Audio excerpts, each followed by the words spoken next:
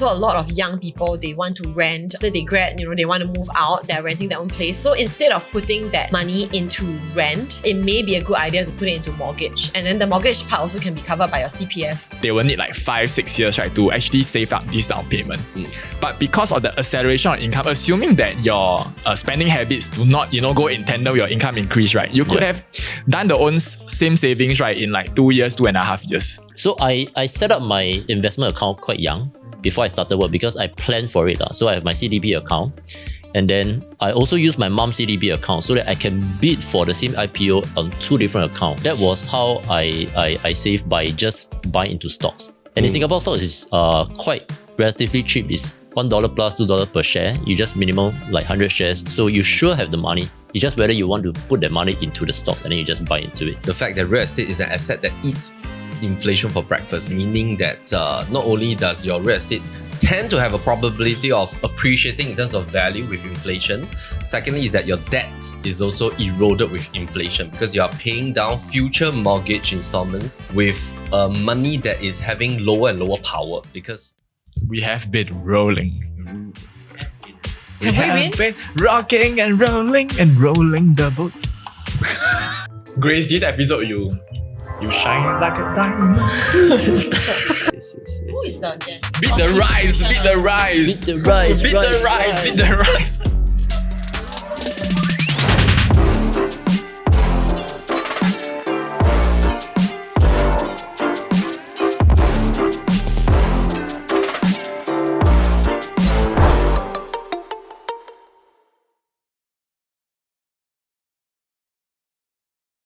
Alright, so today we're going to talk about financing options for first-time property buyers. So if you're hunting for a property for the first time or if you're planning to save up for your first property, I think this is the right banter episode for you. So welcome to our NOTG banter. It's good to have our home team or core team or The OGs.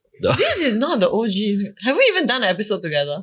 Then second time property. yes lah, of course. You always quarrel. Second episode. We done 2 rounds. Second I know I episode. always More with him, but I don't remember seeing George. What you talking about? No, there was an episode we did with George lah. I think it was like the new launch one. Yeah, George is one of the most famous. Okay, then financing options for second time property no need. And we're also going to talk about how do you save effectively, efficiently for your first down payment for your new home. Of course, this is going to be an increasing challenge through the years because the leverage percentage is now deeping. I mean, it has already deep from all the way from in the past, it was like 90% to 85% to 80 to 75% right now. So we're also going to talk about accumulation habits to save up for your first property, plus talk about some of the property news for the past 2 weeks. So thanks, Grayce, for working with the team to design the new NOTG Cups. How long did we take to design this, by the way? Not very long because we already had the stickers. There's an NOTG sticker pack, by the way. You can search. Is it for sale? No, like on Instagram. On Instagram, you can search, I think, PLB NOTG. Then you can use our stickers if you're watching us. We should start our Merchandise. a merch. Is it called merch? Merch. Merch. But you can invent the word. You can invent the word. Merc. The M-E-R-K. The merch. M-E-R-C-H. The merch is very You always anyhow murky. spell things on. Everything becomes No, but I murky. spell it Everything how becomes whack, right? murky. But people still follow. So Everything becomes murky. I invented a lot of new vocabulary over the years. PLB Merc. Okay, I'm just going to put it on the website. M-E-R-K. Click on this button to buy our merch. Okay. We're going to talk about maybe this scenario first. Assuming, I don't know about you guys. Okay, I know about you guys. I know your background. So I know all about your background. Okay. I know this guy for 10 over years. I know this girl for 2 over years. I know this guy for 10 over years. I was the one that helped him bought his first property through him. And that was strange. So I brought him to buy a property through him. He was representing a developer. I was representing him before he became a realtor. Yeah. Okay. All of us came from average family, humble backgrounds. Okay. So for today's episode, we're going to talk about this scenario. That means average Singaporean growing up. We coming from an average family, go through education route, whether it's poly, JC or uni, started work. And then of course, if let's say you happen to be somebody in your early, maybe mid to late 20s or maybe early 30s, and you're navigating your career, and at the same time, maybe you're dating, planning to commit to your marriage, and then want to get your first property, whether is it a BTO, or if you're doing well professionally, you want to get your first condominium, or maybe you want to get your first resale HDB. How do you first kickstart to save up for your first set of down payment? Very easy to navigate in these two spectrum. If you're going for a private property, you need a minimum of 5% cash, 20% CPF, plus of course stamp duty. We always use a very short form formula. You need to have a 29% down payment because 25% is your cash and CPF. About 4% is your stamp duty and legal fees. Yep. HDB has a different route because there are grants to help you with that. So let's just assume a couple. Let me talk about couple first. Planning for the first property, and they are trying to navigate HDB or private property. And a lot of the decision factor boils down to the down payment. Because a lot of people, because they don't have the first set of down payment for private, they have to go for HDB first. So maybe Yu Rong, share your thought process about how do you effectively save out your first set of down payment? How to effectively save up? I think we need to understand whether the profile is your profile like a commission base, like ourselves, or is it like a freelancer, or you are like in terms of like a fixed income payroll, right? In terms of like fixed income payroll, of course, it is way easier because you already have CPF contribution. You will stash away 20% of your monthly income, of course, capped at $6,000. Company will pay 17%, right? So if you are young, below 35, this 37% will split into 3 accounts, right? So your ordinary account, which you can use to pay for the down payment for a property, will be 23% of your monthly income capped at $6,000. So that effectively helps you to quickly accelerate these savings. So for example, we give an example, right? If let's say, assuming income of, I forgot what numbers that I input just now. Anyway, okay, assuming $5,000 income. Right. Right. And then 23%, right, contribution is like 1150 per month. And assuming in a 5-year time frame, using the 2.5% compounded interest rate of your CPF ordering account, right, you will have $72,537 in your CPF ordering account in 5 years' time. So you and your partner, that will double up to be about almost like 144,000, 145,000. Then if you're safe, individually during these 5 years, 50K each, actually you can get a decent property. Right. So that will work out to be about 250,000 plus balance. Okay. George, with that scenario, I mean, there's many different scenarios, but okay, we have to eliminate some of the so-called possible scenarios. For example, there's no help from family members. There's no help from your parents. There's no inheritance that's passed down to you. No external help. Basically, you're working your way to save and accumulate for a first set of down payment. So with that scenario, young couple, 5 years time, CPF will build up to 72,000 each. That will be about 144,000. And if they can save 50,000 cash each, right? You're talking about that, right? Okay. In 5 years, that means per year you have to save $10,000 cash per person, which means per month you must save $800. Right? Around there. And that is of course doable. Provided, of course, the income is about $5,000 each. Then maybe they are in their mid-20s or late 20s, example, or early 30s. Okay. What property can you buy with $250,000? I think ballpark you can look at about, say, and what will you advise this couple? really right? cap at about $1 million. 900,000. Yeah, really. Yeah, 900 plus to about $1 million. I think based on this budget, you can probably go towards the city fringe first. Start off something from the city fringe. After all, there's a lot of transaction volume at the city fringe. You can buy into something, say that's a 2-bedder. Start off from there first. Some 2-bedder, right, layouts that I've seen can actually allow you to create a 3rd bedroom. You can potentially use that as a pivot home first. Yeah, then explain what is the pivot home. And Grayce. by the way, this was invented by PWK. What is the pivot home? Invented by We should trademark Mr. this. Merck. Yeah, Mr. Merck. So Okay, wait. Okay. Coming back to the context, right? Because we started with $250,000, 140,000 plus about 100K cash. We just round out 250. The calculation method is like this. Maybe we have Joel to zoom in a little bit. If you have $250,000 CPF and cash, the quick formula is to divide by 0.29. Of course, that will work out to be about 862,000 total quantum price. Actually, the comfortable figure is to have about 290,000. So if you divide by 0.29, that gives you an overall budget of about $1 million to go for. So $1 million, 75% is from the bank, 25% is 250K down payment, and then about 4% is buyer's stamp duty as well as your legal fee, plus minus a little bit. So let's just take an example because George is talking about $1 million budget, right? Yeah. Okay, so how would you advise this couple? Like, Okay. do you think that they should go for a private property or they should go into like a HDB first? Right. So I think sometimes the mindset we want to adopt is we do not just want to see what is our current situation now and we buy into it now. I think it's always good to say you think about maybe 2 steps forward. Because at this current age, when you're still young, you actually have a lot of ability to increase your salary as you progress. So you might say, okay, I want to stretch myself a little bit if I really can.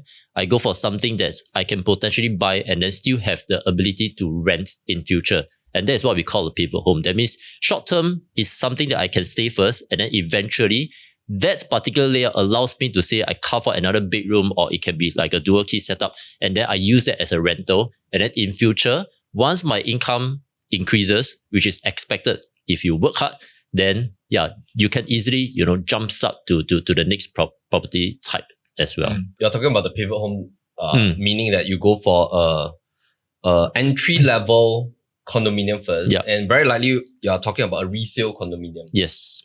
As in like a outer core region. Yeah, outer mass core region. Market region. Yes. A 2-bedder. Yeah. Around $1 million. Minimally, yes. Okay. Maybe share with our audience, which areas can you get $1 million now? I mean, which are the housing estates? I think you can definitely look at Punggol, Sengkang, 2-bedder, or if not, you can look at Yishun, Woodlands. You can still find properties of this price point. You can just easily enter into these areas. Okay, great. Grayce, this scenario that Yu Rong started out for us is to save up for 5 years first. And assuming this couple don't want to wait for 5 years. Yeah. And what would be your advice for them? Okay, so when Yu Rong was laying out the scenario of saving up for 5 years, then a thought came into my head, which was that in these 5 years, let's say if you were to buy a HDB right from the onset with like all the grants and all that, is it possible that within these 5 years, you can still be saving up for your down payment for the condo while owning a HDB property? So of course, I think this is a strategy that is possible. We can look into the numbers in a bit, but this will be a little bit challenging for, let's say, young couples who are not ready to, let's say, commit. Because let's say if you were to get a HDB, then you have to get married within 3 months of the completion date of your property. So it assumes that you are at a stage where you are ready in life to commit with someone, because for HDB, you cannot get it as a solo. You have to be a matrimonial unit, right, to get it. So assuming you are ready, let's say, people grad at what age? 22 for girls. I think like for guys, like 24, 25. Yeah.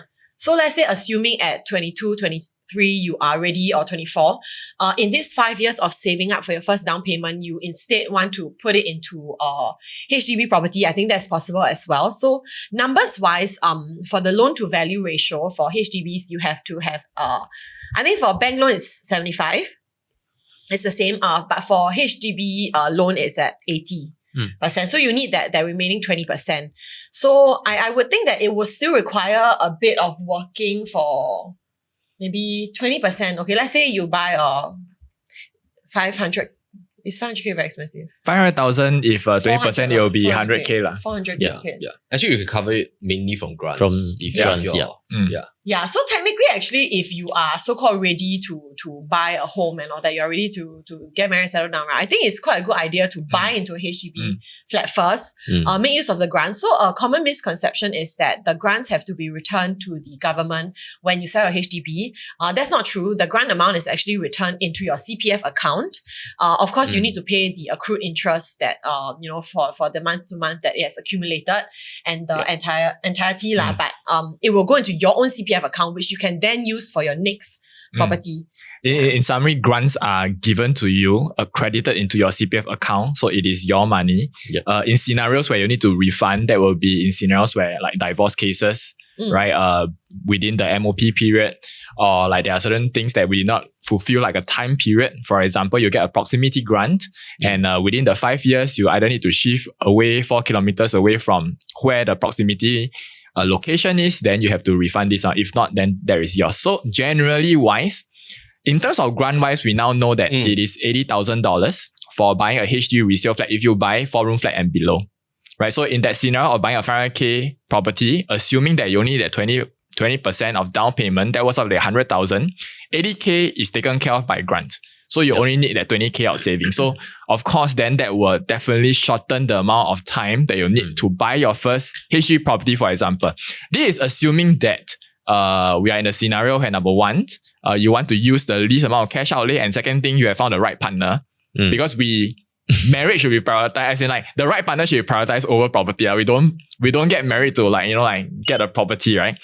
In that scenario of 5 years that we save for is, for example, if let's say you haven't decided who you want to spend the rest of your life with yet, right? Just continue to like save first. Even as with a friend or with a couple, you can always co-invest first with people with the right mindset. So you don't need to always be buying a property yourself. You don't have to always be buying a property with like your potential partner.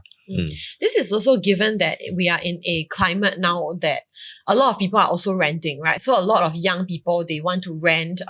I think after they grad, they want to move out, they're renting their own place. So instead of putting that money into rent, it may be a good idea to put it into mortgage. And then the mortgage part also can be covered by your CPF. So that is something to think about. Yeah, thanks. Thanks, Yu Rong. I mean, this sounds a little bit like a counseling marriage advice as well, which is I think is important. So just now, I think what you said about prioritizing your marriage above the objective of getting your first property, I think that is extremely important. Okay, maybe share a little bit about the co-investing part, because I think for young couples, you have to be careful in terms of co-investing. I think what Yu Rong meant was that co-investing has various options. There's commercial property, industrial property, and all that.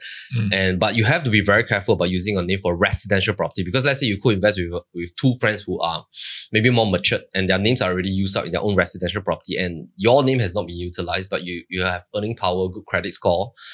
And if you want to co-invest with two person, which are your friends, and they want to utilize your name, take note that if you want to reverse that thing 3 to 5 years later when you want to get married, you will hit a scenario whereby you need to extract your name out from that, and that might be a stalemate for you. Maybe share a little bit about that co-investing. Okay, so of course, in terms of co-investing, I think number one, you must find the right kind of partners, the right investment kind of mindset. Like you have a clear horizon of like what's the objective of buying this property, right? Maybe it's for like appreciation, to help you to double up the money that you have put into this property, so that each of y'all can roll the money in the way that y'all can own your own property 3 to 5 years down the road, right? But of course, we want to also partner with people that has the right mindset, the right kind of holding period. Like for example, like we can commit like for a certain period, like 3 years, 5 years, etc. And you will definitely sell to unlock everybody's name. And of course, we need to assume that we want to work with let's say you co-invest in a private property, right? And that is also assuming that you are giving away the opportunity for yourself, right, to buy a HDB, because of the new measure that we need to, if you're under 55 years old, you need to sell a private property, wait out for 15 months before you can buy a resale HDB flat, or you have to wait 30 months after you sell a private property to actually apply for a BTO. And so usually, what we say is that like once you go to that private route, right, it's harder to come back to return to go and buy a HDB. So this is of course something that you have to consider carefully. But of course, that 15 months wait period for a resale property, I think that's still quite a temporary measure. Probably, I think it might be removed from the market 1.5 2 years down the road. Yeah, and take note of this co-investing part, because it affects your spouse as well. So, for example, how HDB views a couple is that they view them as one body. So, for example, if let's say you co-invested in a residential private property with two friends, and even though let's say you guys head up to a law firm, sign an agreement saying that, okay, in the next 5 years, at the 5th year mark, we'll sell, clear my name. And let's say if you successfully sell, that 15 months cooling off period applies to you and your spouse together. It doesn't mean that only your name was utilized for the private property. Your spouse can still go ahead and buy a HDB property. So both of you are tied in together if you want to go for, let's say, a BTO BTO has a longer waiting period. It's 30 months. 30 months. Resale is 15 months. So just to take note of that. Okay, George, I want to come to you on this part. Okay, wait. Before that, right, just one pointer also. It's not just who you buy with, it's also what you buy. So I think recently my friend, he texted me that he asked, okay, I want to co-invest with 2 other people. We want to buy a one bidder. Yeah, so I think, without knowing, too much about like which one bidder or which project this is, the initial kind of thoughts is that, I think probably they're looking at one bidder because of, maybe the quantum. They want to keep the quantum low. 3 people, they want to pull together the down payment and then, finance the monthly mortgage. Then they're thinking that the rent, will likely be good, the rental yield. But I think one thing to take note of is that it's not just the rental yield of this property that you're holding it. It's also the capital appreciation. Right, so we always say there are 2 vehicles to investment property. One is the rent that you'll get. The second is the capital appreciation that you will earn throughout the period that you are invested. So I think not saying that one bidders don't have a good capital appreciation. I didn't study which is the project that he's talking about, but generally the target audience for one bidders might not be as big as, let's say, 3 or 4 bidders where you have family types buying for own stay. And then one bidders, you're mainly looking at investor types also. So the price is unlikely to be too far off from whatever is the market valuation. Yeah, so that was just something to take note of. But I think there are 2 important points, right? Just now when I mentioned about co-investing, I think this is a very viable strategy for like people who are singles. I give an example, right? So when I think it was like my 3rd or 4th year in real estate, my JC teacher approached me. So when he approached me, he was 35 years old, right? And his initial thought process actually was to get a HDB, since now he is eligible. He has been waiting to own their own property, right? And then usually, I think many Singaporeans, because of the mindset of parents, okay, you should own a HDB as your first property. So he waited for until 35. After I spoke to him on the market, he decided to go to a private property. But just imagine that he already has the funds. He's ready in terms of cash and CPF. But if let's say, like you were to meet the right person, you could have already invested in a vehicle that has already appreciated during the time of waiting. So sometimes not everybody will get married, right? So I think co-investing can be one of the good options, assuming you can find the right partner, choose the right deal. And of course, I think we always, even though in our channel, we always mention that if you have a choice, buy bigger properties, like 3 bidders, 4 bidders, right? But we also want to give a balanced view that we are not saying that 1 bidder and 2 bidder are not worth investing in, because we think about the portfolio as a stepping up process, meaning that we should get into whatever, as long as it's a good property, of course, we should get into something that we can afford first, because most of the time, the property, in terms of their total return, appreciation plus the rental that you collect, right, will outpace for most people their savings rate. Right. So if I wait to save to buy a bigger property, right, actually it will be, by the time I accumulated, right, that property that I want has already went up much further than my savings rate. So it's okay to still enter a 1 bidder. I mean, like, we also have like research that, for example, Park Esta, right? So Park Esta, their 1 bidder's average annualized gain, 4.7%. Their 3 bidder annualized gain is about 7.3%, right? So it's still appreciated, right? And if you have leveraged it, your CAGR at 4.7% gain, that will be times 3. CAGR meaning your return per year is compounded, right? Yeah, compound annual growth rate. So that already gives you about like a 12% in terms of like how your money has grown just holding the property for 3 years, right? So of course, right property selection is important. And every time, once we have reached the stage that we can actually expand the portfolio by 30%, 40%, 50%, because like your equity has built up or your loan has built up, then we can buy a bigger property. Yeah. Thanks. So later we will talk a little bit more about the singles route.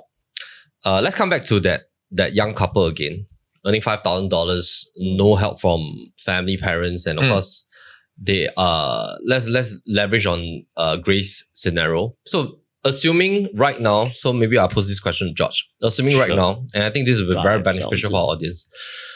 This young couple is ready to commit and they are in a dilemma, all right? And then George, they come to you, they ask you, George, we're ready to get married.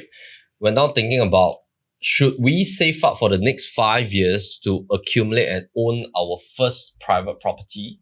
Or should we go straight into resale HDB first for this 5 years? Because anyway, the MOP period, minimum occupation period, is 5 years. Then we switch to the private property.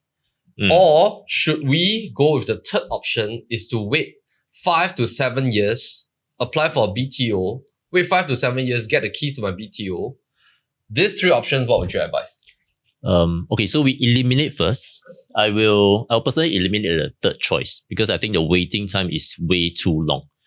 And they might price out because if they're going for the BTO routes, if they get a very good number, then they will have to wait for the 4 years and then plus another 5 years, that's 9 years down. If they get a good number. If not, it might be even longer and longer and longer because we have actually clients that actually waited for BTO for like, I think, two years plus or 3 years and they cannot even get a good unit number.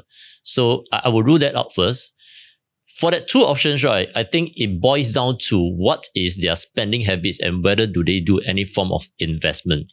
Let's explore the second route first, which is say to buy a HDB, a resale HDB, because just like what Grayce mentioned, your entry price is low, so your outlay is very little. Back to what Yu Rong said, like, your CAGR is like say 4 to 5%. And if let's say you are able to use the rest of your cash money to go and save up consistently, and let's say $5,000 is your income, you less out the 20% for your OA contribution, your CPF contribution, you have about $4,000, and then you maybe set aside another 1,000 plus, you go and buy into stocks, and you get into those very good stocks. Say just talk about very safe stocks like REITs. That means it's not even a US market. And then you get all these yield of like 4 to 6%. And if you can do all that, I think it's still okay to buy into a HDB. And then you use that money to kind of say, I outweigh whatever potential gain that I might have for a condo or private property, assuming the growth is there, then I think that will still be okay. But if let's say you are the kind of mindset, okay, I want to just go all in and I just buy into something that I need to stretch myself. I go into a condo, or I go into a private property, maybe 900,000+, and then I choose a right property that can give me that kind of good benefits.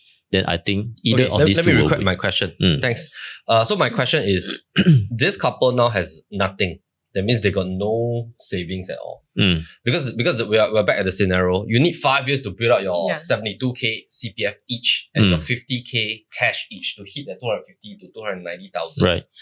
You have nothing now 2023. By 2028, then you have that set of down payment. So what should be the right option for this couple? Because maybe now they are both 25 years old and they are at a dilemma stage. Some friends are telling them, hey, I don't think you should do anything first.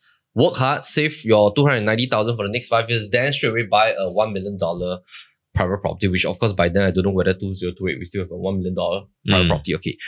So what should be the right step? Would you advise them to, okay, just go for a HDB resale first, this 5 years, get a roof over your head, get some grants, then later sell and then move to a private, or go in with one name first, provided the rules don't change, then after that use the other name to buy a private property. Okay, because the other school of thought is that some of their friends might be advising them saying that, hey, I don't think you should even touch a HDB, right? So what do you think will be your advice? I think it's okay to go for HDB. Just go for a resale one. Just go for maybe a one name. Then after that, use that again as a pivot home. Because if you go with one name, then you can just, after the MOP, you can just rent it out all the way. And then lowest entry, just save the money. And then after that, build your reserve to go into the private property. Right, then we want to clarify for the audience, right? Of course, like HDB, when we say going by one name, right? Okay, you still need two names to buy a HDB, but it's a structure between applicant and occupier. Of course, I think like my question to that couple will be what industry are they in? First of all. Second thing is in terms of their own assessment of like how they prioritize career in their life, right? Because when you're in the right industry and you have a good career path because of your own habits and all that, right? Sometimes you realize that actually at the age of 27 to 35, right, you have extreme high potential of income acceleration. And sometimes, originally you might think that the set is tearing down. Okay. It's dramatic. Yeah. So imagine, right, like originally, one might think that they will need like 5-6 years, right, to actually save up this down payment. But because of the acceleration of income, assuming that your spending habits do not, go in tandem with your income increase, right, you could have done the same savings, right, in like 2 years, 2.5 years, right? Of course, HDB route, if let's say you feel that like, okay, I don't think in terms of probability wise I'm in that scenario, then of course be comfortable to start off with a HDB resale first. You maximize out the grant. 80,000 4-room flat. If you can buy something near your parents' home, that is another 20k proximity grant. And you might have a little bit of enhanced housing grant because it is up to 9,000 household income, right? All these grant, assuming that even the price did not go up, right? This will come back to you as your profit because grant is given to you, gets credited to your CPF, and so that helps you to like build up equity as well while you save. And 5 years time, definitely, if finances are okay, then do consider to restructure this property again. I don't really advise for the applicant occupier route lah, because actually in all the scenarios I calculated, right, the main scenario is to optimize in terms of additional buyers stamp duty. You can own 2 properties, no ABSD.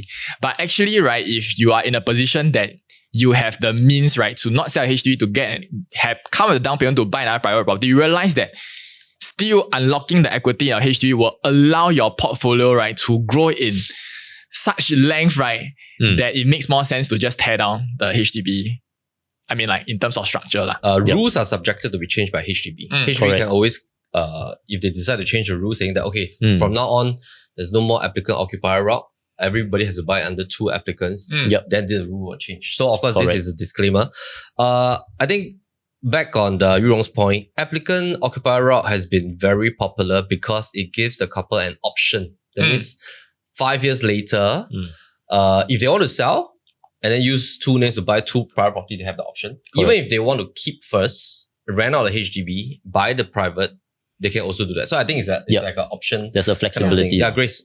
Yeah, no, I just wanted to also clarify what is this owner-occupier route, because some of the people watching might not know of this kind of policy.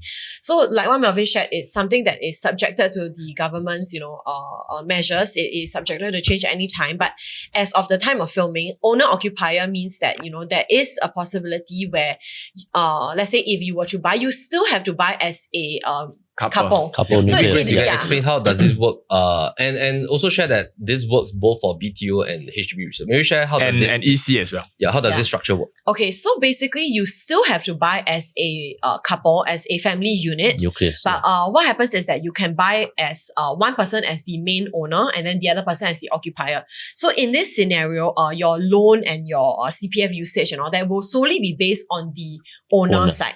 The owner and the occupier, you are both subjected to the 5 years MOP. However, after this 5 years MOP, the name of the occupier is technically free.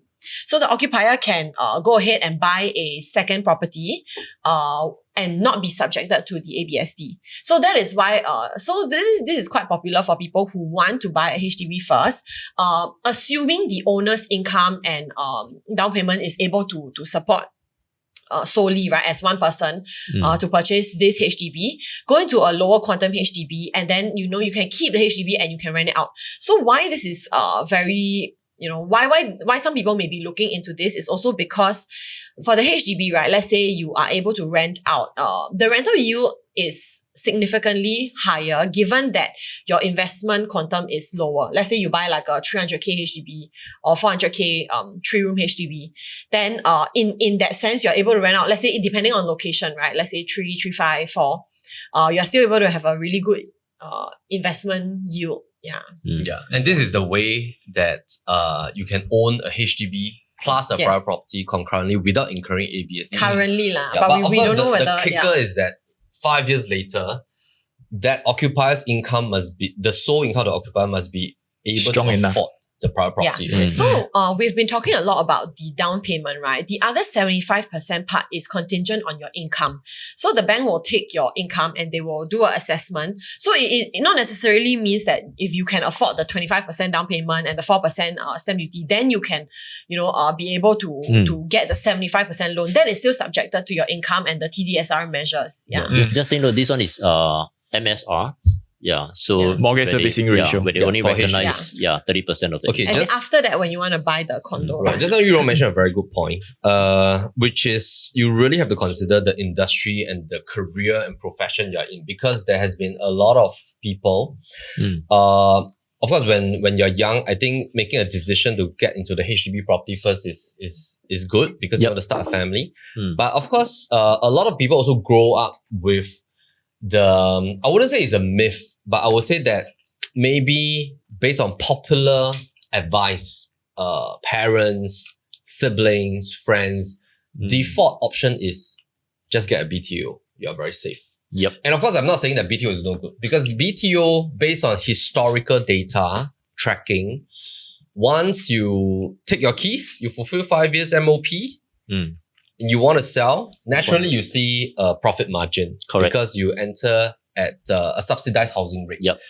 But of course, we also have to take into consideration that you need 1 to 2 years to wait for your queue. Okay, I mean, if you are okay with OCR in the very outskirts region, I think you can get your home faster. And you need to wait for construction period, which is about 4 to 6 years. That is taking out probably about a median waiting period of 5 to 6 years. And then you have to wait for 5 years MOP. That is 11 years. Now, in 11 years, naturally, all types of residential properties over the last 11 years has appreciated A lot, yes. with inflation, asset inflation. We're talking about landed condos, HDB resale. BTO, naturally, it will appreciate because you bought in 11 years ago, right?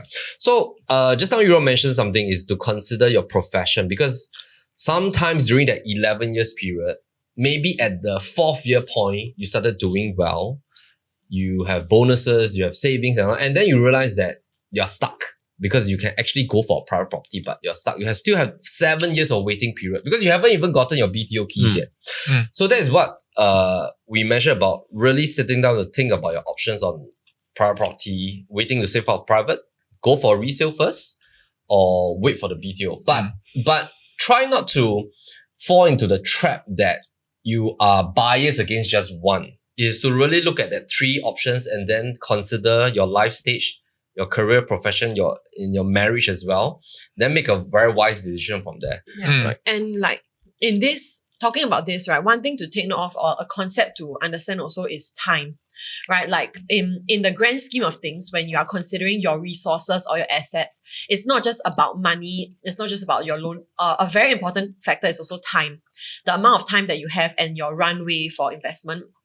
And like, let's say in Singapore, we only have until 60 years old. 65. 65. Yeah, I mean, like, I'm not even thinking like in the next For your loan tenure, you're talking about loan tenure. No, not loan tenure. It's just like there's only a certain amount of times that you will be changing hands. Opportunity cost. Yeah, and opportunity cost in terms of, let's say you are waiting this long amount of time for your property, then by that time, the market would have shifted. Are you talking about, were we referring to average lifespan? No, okay. No. Actually, okay. Ladies is 85, guys is 75. No.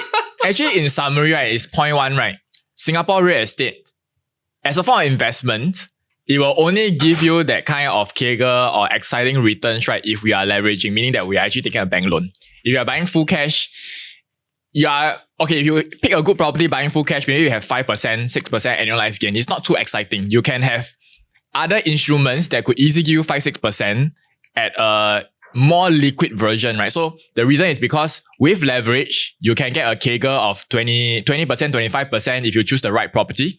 And that's what makes it exciting for most people from a Singapore real estate investment. But in order for you to leverage, you want to know that we have a limited runway. So most people, so runway will be until about 45 years / 50 years old.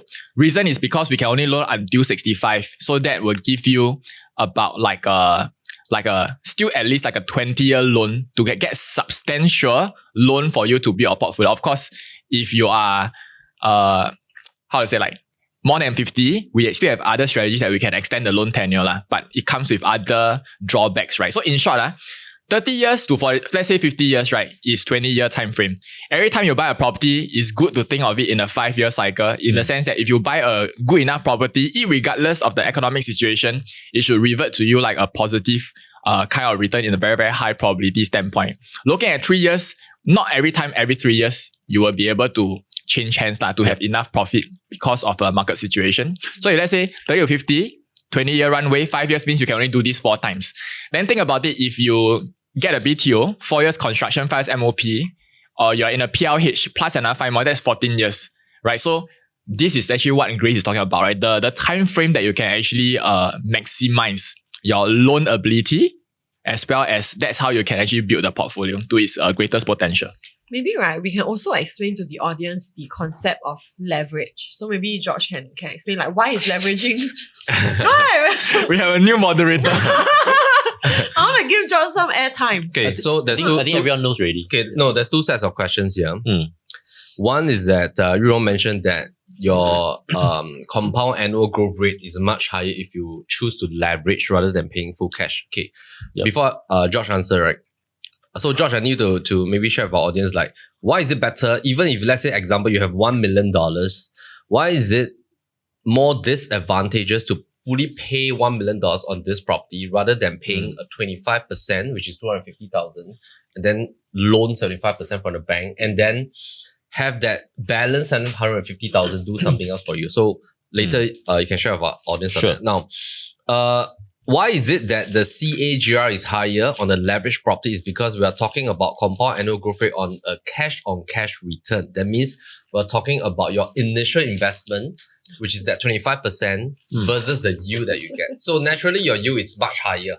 If you fully pay a property, but your yield, basically in terms of the gross yield that you receive, is the same compared to a leveraged property. So naturally, when you look at a fully paid property, you're investing more with this yield, but here you're investing lesser initially with the same yield. So naturally, the CAGR is much higher right here. Okay, George, I'll pass to you on Grayce's question. Why is it better to leverage? I'll try to when it speak comes with to property? the nuggets inside.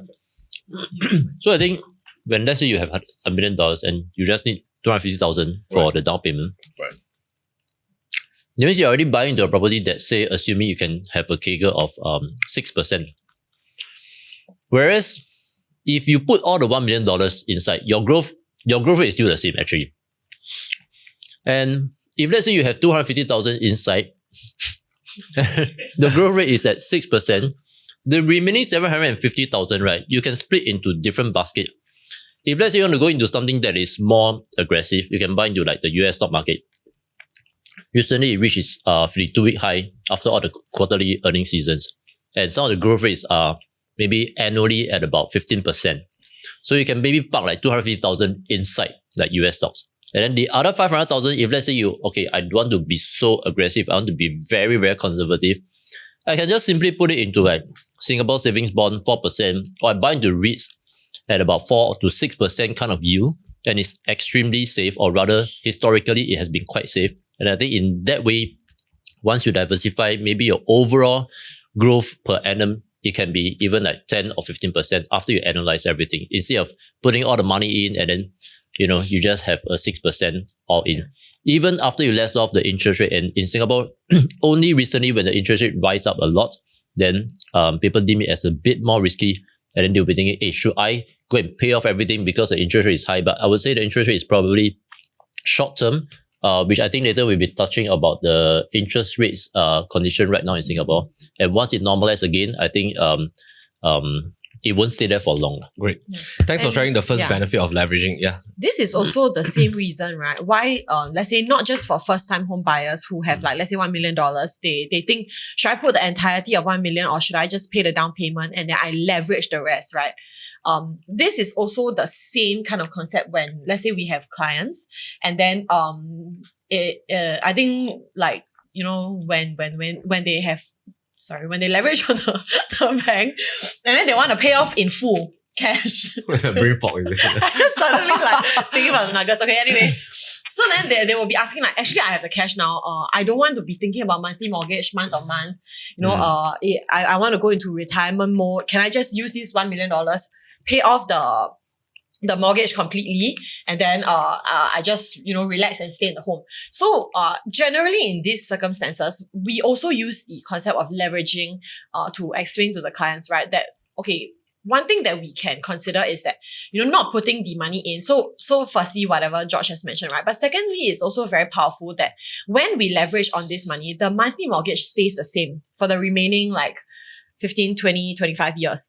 But the value of the dollar gets bigger, right? So inflation will make the value of the dollar bigger and it kind of erodes your debt that way. So maybe like when you get your mortgage 20 years ago or 15 years ago, maybe $1,000 is a very big sum, but maybe in the future, this $1,000 will not be a big sum at all, right? So inflation will actually erode your debt. Yeah. So that is a powerful thing to think about as well.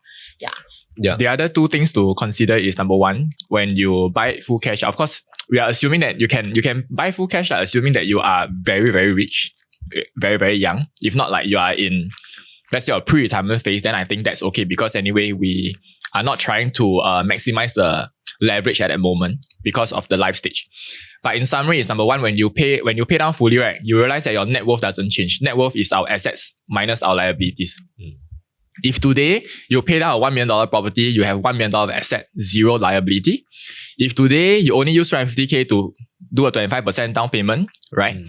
So you own a $1 million property, right? But actually, because there is a 750K of liability with your loan, you have 250K of down payment, but you still have 750K of cash. So in summary, your net worth is still the same, $1 million. Next thing will be to understand that I think liquidity is very important in terms of your portfolio growth. Because if today, I would rather that you hold more cash to give you more flexibility in terms of paying down or other investments like what George mentioned. Yeah. So George talked about the first benefit of leveraging, which is, of course, the alternative yield that you can get with your balanced cash that you have on hand. Yep. Grayce talked about the fact that real estate is an asset that eats inflation for breakfast, meaning that not only does your real estate tend to have a probability of appreciating in terms of value with inflation, secondly is that your debt is also eroded with inflation because you are paying down future mortgage installments with money that is having lower and lower power, because inflation is something that is prevalent globally. The $1,000 that you have today will buy you lesser things in 10 years time. So similarly, for example, my mom used to pay $600 for a HDB that she bought in 1981.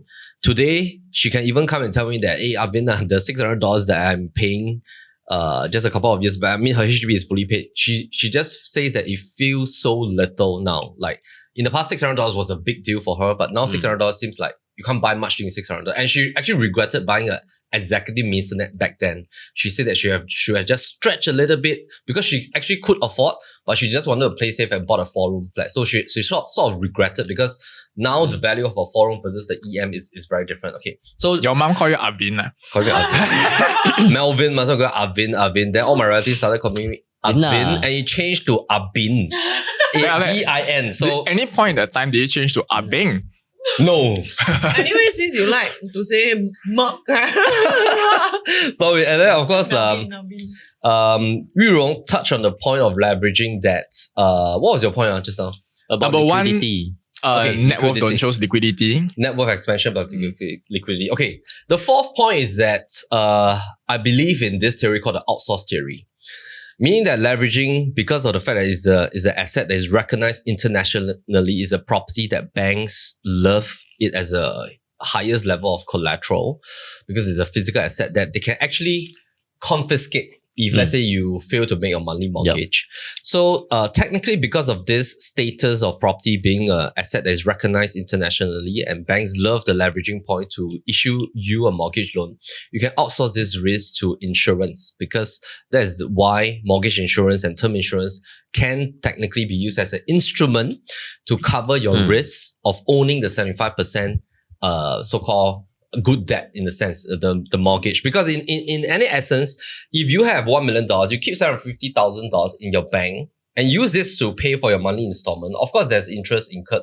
And take note that the interest for a property is very different from interest from personal loans and things like that. Because interest for real estate is calculated until the day that you sell the property. So if you take a 30-year or 25 years loan, if you sold the property at the 10-year mark, you're paying interest up to that 10-year mark. Of course, there is like a amortization kind of figure, but real estate is one of the best form of leveraging tool in terms of the interest balance with your principal. Okay, so coming back to the outsourcing part is that you should take a $750,000 mortgage insurance against your $750,000 mortgage loan, because if, let's say, tomorrow, touch wood, something happened to you and you pass away, technically speaking, the mortgage insurance can cover that debt fully, and you don't have to pass that risk to your family. Now, and your $750,000 in the bank is still available as an inheritance for your family, rather than the fact that your full $1 million is trapped in the property that your family is staying. And if you were to pass on tomorrow, there'll be no money in your bank, even though you have a fully paid property, but maybe your family will have to sell that property in order to enjoy some cash to sustain them for the next 30 years. But rather, if you use mortgage insurance to cover and outsource that risk to the insurance company, you will have a fully paid property and you still have $750,000 that you can pass on to your spouse and your kids. So that is the outsourcing benefit. Yeah. The mortgage insurance that, of course, that we mentioned over here, right? Please do not go and get mortgage reducing insurance that tags on to a specific property. Don't go and get whole life kind of insurance. We are talking about specific term insurance. Because why we use term insurance? Because this is probably not the only property that you're going to own, right? So mortgage insurance that is tagged to the property, right? Once that property is sold, the insurance ends. Yep. So what we want to know is, of course, insurance, we know that when the younger that we purchase, your monthly, your premiums is lower. Second thing is, when we grow older, there might be additional health conditions that might not help us to cover certain things. So that's why term insurance is better. Most value for money term insurance mean if you are a Singaporean, just go for the group insurance from your MINDEF. It's only like less than $100, you can cover $1 million. That's the lowest term insurance coverage. So everybody should get one. Great. Okay, so we touched on the topic of leverage. Now we want to move. We want to move to the part about frameworks. So let's talk about frameworks on how can a young couple save money. Of course, there's a lot of framework. There's like 50-30-20 rule. There's the pay yourself first framework. Yes, there's the envelope system. There is like the snowball method. There's also like things like, 30 days rule to curb any impulse purchases. Or I mean, like there's even this thing called the latte. Before we talk about saving, right? Yeah. We should talk about earning. I think we'll come to that. I want to pass on to our producers, of course, Cephas and Daniel. Talk about all of these 10 methods, right? Which methods have you all tried in terms of savings? The cook at home method. Very cute. These 10 methods, all right. The work until 10 p.m. we cannot see anything. Let me increase this for you. Okay. First one is budgeting. Of course, that's very common. Second one is pay yourself first. Pay yourself first means that when your paycheck comes in, you pay yourself like in a separate account as a form of forced savings, and that money you won't touch. And the rest, you try to survive the balance month with the rest. So for example, this pay yourself method is usually people have two sets of accounts. One account is to receive their salary, then they will pay themselves a fixed sum. That account is untouched. Then the balance in the salary account, they'll use it to sustain. You just like spend after what you have saved. Yes, something like that. Yeah. Something like that. Okay. We love. Yeah, maybe let's talk about this. Pay yourself 50-30-20. There's now this new method called the latte method. Oh, yes. Which is don't buy latte, just come to PLB office to drink the free coffee. Starbucks. There's 30-day rule method. Cash only method means to cut out all your credit cards so that you don't impulsively spend on your credit card. Yeah, so, and also the snowball method is to pay off your debt. Yeah, so what are some of the methods that you have used, Daniel? Personally, I use the pay yourself first method, as well as 50-30-20 rule. So I think like 50%, yeah, so like 50% is for my use for like the essential spending. 30% yeah, 30% is like for like let's say Grab fun. Yeah. By the way, Daniel is the king of Grab. Yeah, what is your status on Grab? Is it like the Platinum. Platinum. Oh my goodness. I heard from the CEO they wanted to make one more tier just for me. This should be called the Grab factor. How often do you take Grab? Every day. So there should be the 11th rule, the Grab rule. So 30% is for like your Grab and stuff. Okay. How about your 20%? Yeah, so 20% is for my savings lah. Actually, I would say Should you flip the other way around? 50% savings. yeah, actually 50% is my savings lah, to be honest. Yeah. Okay. That's very good actually. Yeah, very, very good. Imagine you save 15% on a Grab, right? You will have a 65% saving rate ratio. But he can't reach the next level. That's what he wants. But it's about quality of life. He values time more Yeah. He buys time. because he stays far. Time is right? money, money is time. Exactly. Can you imagine, right, while you're on the ride back home, right, you're editing videos. Then you knock off Then there's 1 no quality hour of life. earlier. Can you Then imagine you you- just stay here? Then you don't even need to Grab.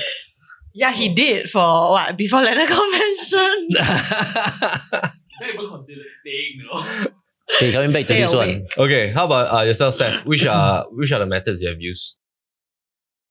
Wow, I actually don't use any of the methods. Okay, what The is safest your method. personal method? Or do you even save at all? Okay, What is savings, man? No. I actually have this like investment savings plan, Right. which Ooh. is How does like that work? so Like like stash away. monthly it will just deduct a certain amount. Oh, this is So- like Like stash pay away your lah. investment account first. Invest first, spend later. Something like that, lah. Yeah. So that amount will go into like some stocks that will. Is it at the start of the month when your salary comes in? Like, is it a force or do you do it at the end of the month? It's an automatically deducted thing, so I don't even have to bother about it. Oh, okay. So it's like Yeah. managed by a robo, like robo advisor. Yeah, that kind of Okay, thing. okay. Yeah, so that. So you like compound. Yeah, Right. correct. So that's that. Then, for me, I try not to. I mean, for me, most of my expenses will either go into food or like. Then you hitch a transport. Grab with Daniel lah. Yeah. So with. we do that. Grab do it because they're staying very close to one another. Yeah, Mm. correct. stay in the same So cluster.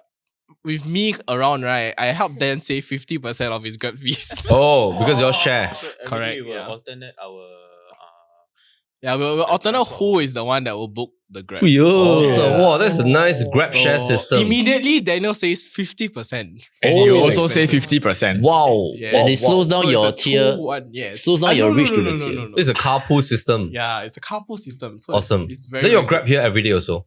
good. He will Grab here every day lah. I will take the train. Oh, okay. So you save more. Yes. Awesome. Okay, great. So, George, how about you? What's your savings method? Okay, so last time, right, I don't really spend a lot. When was last time? It's about 10. Oh, shucks, I'm revealing my age. When 10 years- was it? 10 years ago. So when I started my first How job, old right, were you back then? 25 lor. When Were you Hamson- married? Hamson young boy. Were you married? No. How long have you been married? I've been married since 2016 until now. Right. Yeah. That's like how many years? 7 years. Yes. So short only. Yes. Okay. It felt long. What? It's a good thing. Yeah. Okay, so back then, what was your saving method? Oh, so back then, right, whatever amount of money I have, right, I just went into IPO. So last time, right, is you can just buy IPO. I'm not sure whether you're aware. You can just buy IPO. Last time don't have things like Robo-advisor, all this. yeah, lah. don't Okay. have. So you can just go to the ATM and then you just like press and then you bid for the IPO. Right. So so I set up my investment account quite young before I started work because I planned for it. So I have my CDB account. And then I also use my mom's CDB account so that I can bid for the same IPO on 2 different accounts. So that was how I saved by just buying into stocks. And in Singapore, stocks is quite relatively cheap. It's $1 plus $2 per share. You just minimum like 100 shares. So you sure have the money. It's just whether you want to put that money into the stocks and then you just buy into it. Right. So Has that helped you? yes, that helped me actually tremendously because I would say back then I didn't spend a lot because I work quite a lot. And then majority of the money is all in the stocks. So I think about 60% are all like into the stocks. Right. Yeah. So that actually helped you with your first property. that helped me when I did a career switch. And then in between there isn't any form of income. And then that helped me a lot to tide me through. Wow, that's Yes. fantastic. In Your terms of IPO. dividends, In terms of dividends and in terms of when I liquidate, because IPO is usually at a discounted rate. Right. Yeah. In the past, in the past. Yes, correct, in the past. Yeah. Yeah. And that was like a form of forced savings for you. Yes, that's correct. For Awesome. savings. And that was like uni days. Uni days. Okay, so uni days, not yet. Because uni days, right, I remember back then I was a student, I don't have money. So I only give tuition. And Lim Brothers crashed. COE was just $2. Genting just launched IPO, but I got no money. Then my friend that stays in land property, all buying stocks. So I can only watch. So from then, I tell myself, okay, I'm going to have investment account. And then once I receive my paycheck, I'm going to go all in. Wow. Yeah. Okay. So great. so benefited from my friend now. Great. So got the friend factor. Thanks for sharing. How about Yu Rong? What's your savings method in the past? I want to share something that it took me maybe like 3 years to figure out. Okay, of course, real estate is my first proper work. And then real estate, because it's commission based, right? So actually every month, sort of like in terms of like the money that comes is different, right? And so I realized that initially I was trying to use the jar method, meaning that every time a commission comes, I will split 20% go into my business account, 20% goes to my savings, and then like a percentage goes to my spending, another like 20% is supposed to set aside for like investment and all that. Then I realized that when I do that, right, sometimes there will be months, right, where my expenses account is not enough. Then I have to go and dig out and borrow from the other account, right? So after that, I script that. I chose something simpler, which is actually when the income comes, it goes into what I call like a holding account, right? So I think this is good for like freelancers and all that. Because actually real estate, I realized that when I first started, right, I was doing mainly new launches and commission. I close the case today, I get paid 1 year later. So the cash flow was not good. So what happens, I change it to the other method, like, so holding income, and then I pay myself a fixed salary every month. And then from there, I find it easier to apportion my money in terms of expenditure as well as savings, right? So I think right now, like, it's the lowest hanging fruit method. Basically, just immediately auto transfer a certain savings element. Then that settles the... I try to pull it out and then put it in like, let's say like, in terms of like the different instruments directly, so that it doesn't appear in a bank account. Because when you see money there, you have the tendency to spend. Yes, you have the desire to spend it. So you need to park it elsewhere. Right. Yeah. So you use this is fantastic for commission earners, freelancers. You adopt a mindset as a salary to yourself, a fixed salary, and then the rest you can set it aside for your business expenses. But of course, using your salary, then that will categorize your family expenses and all that kind of stuff, right? And of course, if you don't see it, you tend not to have the temptation to spend it as well. Yeah, so I think because no money to spend. Right? It's all like in the you hide broker account, in the crypto account, then the crypto account crash. Yeah, that's a very good method. How about Grayce? What was your method of savings like in the past and now? Oh my god! Actually, Or you have a spending method, then you can share, then we can avoid that. oh my god! Actually, I don't. I mean, if I say, then the people will like flame me in the comments, right? Because I don't save. I've never used any of these methods. That's why just now she mentioned one thing. She don't care about saving. She care about earnings. That's why you say earning is more important than saving. Yeah, it's okay. We'll talk about that later. Let's talk about. I mean, if there's no savings framework, then it's okay. Just no savings or no savings. How about at least this save on utilities? Utilities? She don't know what is utilities. This one is actually off your lights. No, I believe in like...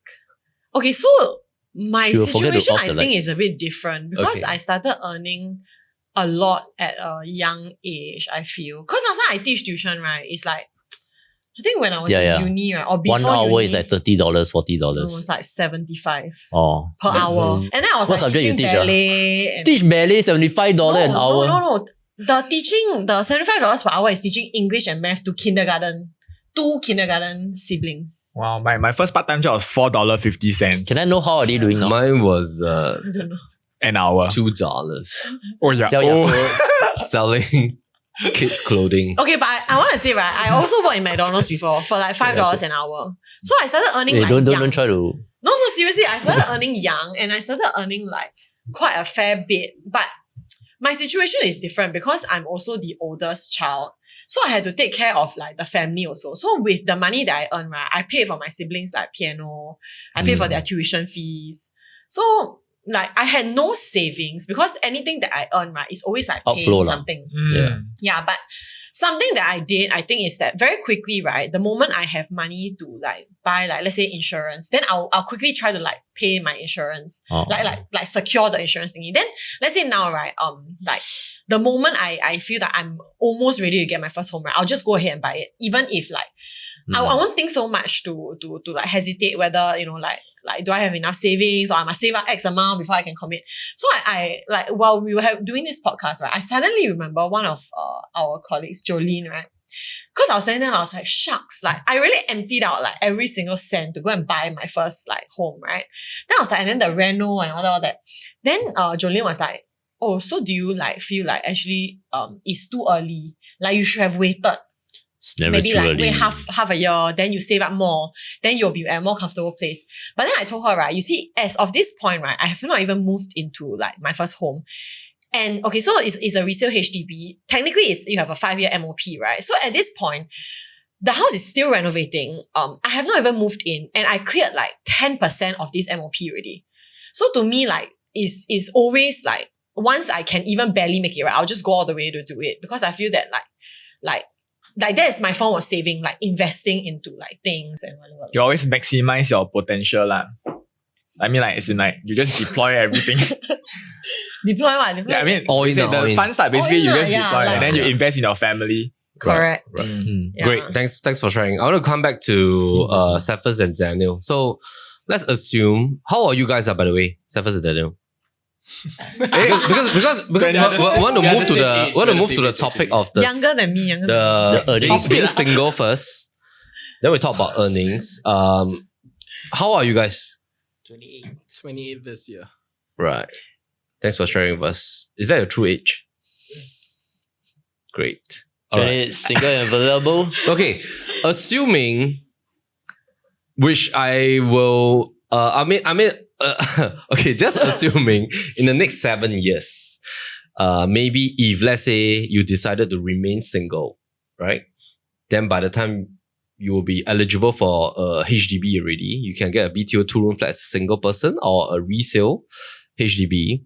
So assuming in the next 7 years that you remain single, what will be your plan? And let's say you need the next 7 years to store up your down payment. At age 35, what will be your choice?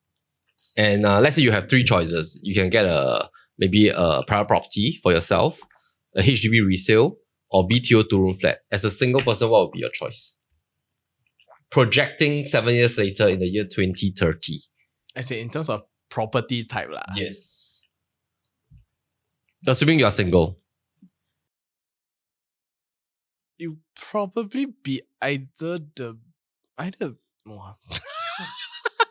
Okay, in terms of what I can afford, probably is either a BTO or a resale. Okay, or maybe you have 3 choices. Maybe by then you can afford a $1 million private property because you have 7 years to save up. Example. Yeah, what would be your choice out of these 3? Oh, that changes things.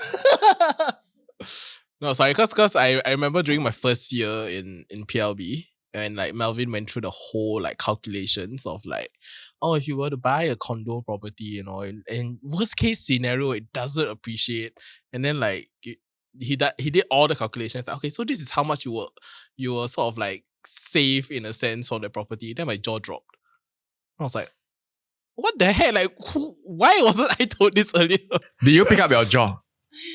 I have to lah. I was giving them a finance lesson to the media team. Yeah. So like probably would go that route if it's possible lah. Right. What about you? So it will be a condo for you. If I can lah. Okay, Yeah. awesome. How about Daniel? Out of the 3. I think same thing. If I'm still single in 7 years, right, I'll buy probably like a 2-bedder.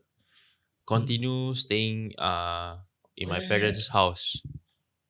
Then maybe A 2-bedder condo. 2-bedder condo. Then you rent now. Yeah, then rent it out, but continue staying in my parents' home. Awesome. Yeah. Ideally, that's the. So will you pay your mom rental? I mean, I wouldn't mind. He will pay for the electrical bill. No, I had a conversation with my mom before because we just had a random chat about this. Then she's like, okay, she doesn't want to move out from this house now. This is like, she's going to stay there. Then I asked her, okay, then what if we all move out? Then she's like, crap. Cause she's like, oh, she kind of wants, she likes it when we're there lah, cause it's a lot of people and that crowd is there lah. So I was like thinking, okay, so that's I mean, and then I also had a conversation with Dan about that, buying a condo and then renting out that style. Right. I was like, yeah, okay, that's actually an option also. Awesome. Great. Actually, there's many out of the box options. Thanks for sharing. Let's move on to the real person who is 35 years old this year. Come. Joel, let's go to the mic. 35. Have you bought a property already? You just bought I heard rumors that you just bought a property. What do you buy, Joel? Share with our audience. I bought a 3-room HDB flat. Right. So what is your plan as a single? I'm going to stay in this HDB room. But then at the same time, I'm going to rent out a room for, cash because flow. as a single, there's one extra room there. Right. So I'm going to rent out for... So who will be the potential tenant? That is a very out of the box mindset, because when you stay in as a single, you stay in your HDB, you stay in the master room, example, or you can even stay in the common room, rent out a master room for higher rent. Yeah. That can actually be an additional level of income. I mean, how much do you intend to stay in the master room or common room? It's going to be a common room for me. Okay, so you rent out like it is a 3... There's no master. It's a 3i, right? Yeah. Okay, so you rent out one of the room. How much can the room fetch now, Yu Rong, based on your sensing? Oh, I'm not an expert in room rental. Wait, which area is seven, it? 800. Which estate? Which estate? You know. Isn't it MRT? Correct. Awesome. Okay, what's the room rental rate? Common room.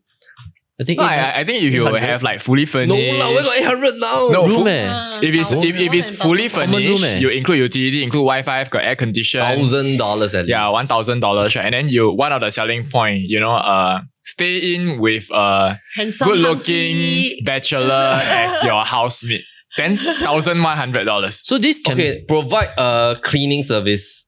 Like you get a part-time cleaner once a week, then help your roommate to clean. He clean himself. You can charge 1,000 do too. it myself. Provide good internet. Part-time helper. Let them wash clothes every day. Yeah, be a good landlord. I think 1,002 no problem. and then you can even cook for them. Yeah. So Oh, 1,002 1,002 very high, the eh. monthly mortgage. No, make the room nice. morning. Yeah, must make it super nice. Then you Some home staging. cook for them. At the same time, you can also find your soulmate lah. You get a place to stay. You get your monthly mortgage covered. How much is your And then monthly you still mortgage? have Can you share positive with cash us? flow to spend. How much is your monthly right? mortgage? Before minus off CPF, Total. total 900 plus. Fully covered by CPF, Oh. right? Positive cash flow. Haven't Huh? yet. 900 just plus top as up. in like you down pay a lot. Down pay more than depends How on much what you is bought? the How much you amount bought? of the How much? house. 3. Okay, so the mortgage is $900, which you have balance CPF to pay off lah. Yes. Okay, great. So your $1,000 to $1,200, there's another out of the box Wow. method. Extra income. Go and get a car.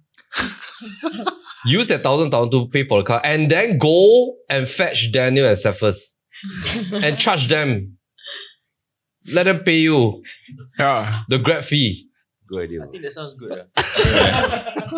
So you get a car for free. You get a car for free. and then you can choose a tenant so that you can potentially find your soulmate. Yeah, actually, Anybody looking to stay in Eunos near the MRT, with a handsome hunky guy, Only You can- females. you can comment down below. Yeah. Can Yeah. cook. He will clean after you cook. yeah, actually I have helped number of singles to like Fine. do up their portfolio. To find love. No, I'm not a... What's that thing? Love called? guru. So actually, I think like what I will share with Cyphers and Danny, right? So I have number of clients, right? So actually what they do is they just buy a condo first. So like one of my clients, previously we started off with a one bedder, 500 plus thousand. Of course now you can't find a 500,000 plus. Property can be 600 plus thousand, right? So we started already 3 years later, we made some profit, capital appreciation. And then we sell it off. And then we changed to a 2-bedroom. And then he's intending to sell down the road in like 1 year's time again. With that flexibility that maybe he might consider going to buy a HD after a wait out period. Right. Thanks for sharing. Thanks, Joel, for sharing, by the way. And maybe let's come to the last topic. Yeah. So Grayce, you want to talk about it's not how much you save, it's how much you earn. This theory. Come share a little bit. Okay, I'm not saying it's not how much you save. Definitely how much you save is still important. It doesn't matter how much you earn at the end of the day if it's like a bottomless spending. But I think that something equally important to recognize for young people nowadays is not just about how much you can save, it's also about how much you can earn. Because let's say if you are always earning the same amount, even no matter how much you try to save, how much expenses you try to cut, you are capped, you are limited at an amount, right? But let's say you work on your skills, you work on yourself, you find a side hustle, you build your career, you build your skill set, then I think that that is something worthy to look into. Yeah, like how to earn more. Yeah. Right. Great. Yu Rong, any final thoughts before we end our episode? We're not going through the newspaper articles. Yes. Maybe just to end the episode with what is the most impactful news for you for the past 2 weeks? So we changed topic already. Start with George first. We changed topic already. Yeah. George has some advice today. Oh, okay. No, Sorry. no, You no. have some advice for single buyers as well as earning or savings method. Any No, final I think thoughts? we talk about it already. Okay, Enough, great. Yeah.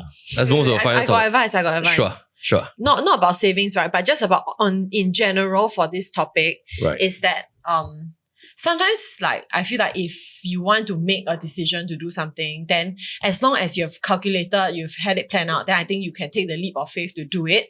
I feel that people always hesitate, and in this hesitation, right, you lose out on a lot of opportunities. It's a lot of time cost.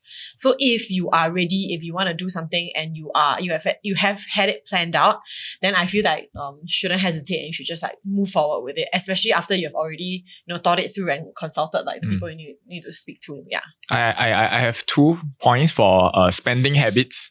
Number 1, have a credit card, but don't spend on the credit card, right? So the purpose of having a credit card, maybe you just load a very low monthly bill, like maybe paying for your handphone bill, for example. This to build your credit score, because actually when you want to take your housing loan, right, you realize that actually when they check your record, previously I had the same mindset. If I don't have any loan, right, I will be the most how do you call it? Most eligible in the sense of like taking a property loan. But actually it's considered higher risk because they don't know what is my track record, what is my payment profile kind of habit, right? So just have a credit card. And then for myself, I like to, every time there's a pay raise, I will go and increase my credit limit because it offers other things that I can use down the road. We won't cover in this episode. But then the other thing to note is in terms of spending wise, I would say that like use debit card lah. So don't spend on the credit card so that you will know exactly what is being spent on. Because when you use a credit card, most of the time you will spend much more because you only need to clear and pay at the end of the month. It's easy to swipe. Whereas the debit card, you at least you know that it is itemized and deducted immediately on the day of spending. Yeah, which is why sometimes I still prefer to use cash because which is why I always have a stack of cash in my pocket. Let me check. Then the vendor For durian. then the vendor will be like, hey, nowadays 我们是走 wireless So 的. I always have like a stack of cash Oh. in my pocket. Then you still need to let people change money for you. How many pockets you have? 2 lah. Oh. So it's easier to buy durians lah. Okay. I What's the agree. joke? I don't get it. No, because they always say I like to buy durians. Then every time when durian come, I'll just take out a stack of cash to pay the person. It's like very scary. They say, hey, why do you have a stack of cash like $1,000 in your pocket? Yeah, because I like to use cash as well, just to control like spending with the credit card. I realized that when I first started out, right? Right. I actually used the Hey, envelope pass back the cash, portion. by the way. This was safekeeping. So what happened to like actually because at that point of time, right, when I first started, I needed to make sure the cash flow was prim and proper. So I would draw out the entire month's spending. I split into a weekly envelope. So I only put the cash in the envelope, right? So at the start of the week, I only take this. This will be my budget. I can, however I spend it, but I cannot overspend. Is the envelope still in your car? No lah. somewhere else. I already upgraded from the envelope System. To e-envelope. system. Wow. Very Yeah. good. Sure. Yeah, I mean, I'm not like you know, you make $70 an hour as your tuition work. My first one was $4.50. Then I went to the kopitiam. The cheapest meal was $5. Then I was like, wow, I stand for 1 hour. Then in order to get one meal, I have to pay more than my 1 hour's worth. So that was at the point of time I realized the importance that was when I was in JC lah. The importance of increasing income, and that's why I chose real estate as my first career. Yeah, right, great. For me, basically, I got married at 24, right? So I bought my first property at 25 with $534 in my bank. Yeah, so I bought a HDB resale because I was very sure back then. So back to like some of the summation of what we discussed, I was very sure back then to get married. So basically, me and my wife, we took the HDB housing grant. Then we bought the first resale 4-room flat. And of course, for me, that was like the kickstart of my journey in real estate. And I wasn't a realtor back then. So of course now, looking back, I think like time is so important because time is the only commodity we cannot buy back. So something to take note that all this discussion, there's one final factor is that your time is so precious. And I've seen like over the past 16 years of helping clients to make decisions in real estate is that a lot of people, even in transition phases from one property to another, or maybe just going into the first or second property, they spend probably a little bit too long a time to make a decision. And it can actually stagnate over 24, 36 months and they lose out on a lot of opportunities as well as valuation growth. And sometimes your trigger events in your life will change. Maybe example, while you were stagnating through your decision, I would say, what's that word called? Decision paralysis. Analysis paralysis. And you had a trigger event like maybe you are retrenched, or maybe you had a job change, or maybe something happened in your family. And sometimes because of this, you lose that time that you could have made a good decision back then. So I think time is, it should be anchored as the base of your decision metrics. I think sometimes, right, like when people delay like purchasing assets, and then they see that they have this huge amount of cash sitting in their bank account, and they might it might affect their spending habits because they have this huge amount of money and then they go and spend on other things that might not be appreciating, and then it will erode, at the end of the day, their affordability. I think one way to help in terms of overcoming any decision paralysis is to take note that actually we are not trying to make a perfect decision. We just want to make a good enough decision. That's all. Because actually, when you consistently do a good enough decision, all these things will compound together and life will be quite different because of this compounded decision, even though they're just good enough. All right. Great. Same thing lah. If you compound your bad decisions, then yeah, that's why we say minimum good enough. You don't need to be perfect. Okay. I think so. I really believe in this. Yeah. Right. Okay, Grayce. End our banter with one news that was lodged in your mind over the past 2 weeks. Was there any news or not any news that was impactful enough, or even no impact also okay? HDB launches. Okay, move on. Yu Rong. Reserve residences, 71% sold. I wanted to say 500 plus units sold. As in, of course, I didn't expect that kind of outcome. I mean, it is the best performing launch in terms of percentage. Next highest was 53% at 300 plus units, which is Tembusu Grand. And so, good job. And I lost because I anticipated $2,800. It didn't come true. I predicted 2.5 so I'm quite accurate. So it was 2,460. No, Beng Yu predicted very low. 2.3. 2.4. So he hit the jackpot, right? Oh, yeah. Correct launch, right? You predicted 2.5. 2.6. Yeah, I think fantastic project. Keep a lookout for our PRB insights. But anyway, we just ended our PRB landed convention. Just want to thank everybody that participated. Thankful that you came. We had 400 over audiences that bought the tickets, came and supported us, and hope that we added value. Also our sponsors, developers, as well as our architects, builders, and different partners, Steinway, HProp. Thankful to our internal media, HQ, ISC, and our core team. Of course, Grayce was the team lead to lead the core team for this event. Thank you, Grayce. Give her a round of applause. Cephas was the main producer as well. Give her a round of applause. Great. So very thankful that we made this happen together. So we want to see you on the next NOTG banter. And meantime, take care. Bye.